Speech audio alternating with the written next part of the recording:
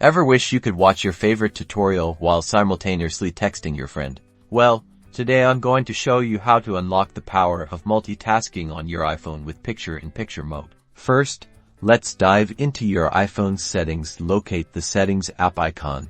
It looks like a set of gears, and tap on it to open.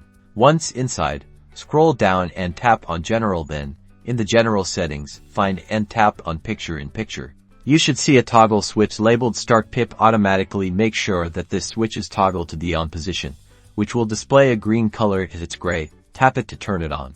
Now, let's test it out. Open your favorite video app, such as YouTube or Safari, and start playing a video in full screen. While the video is playing, swipe up from the bottom of the screen to return to the home screen, or simply tap the picture-in-picture icon if it is available in the player's controls. Bam! The video will now shrink into a small, resizable window that you can move around your screen. You can drag the window to any corner of your screen. You can even pinch to zoom in or out to adjust the size.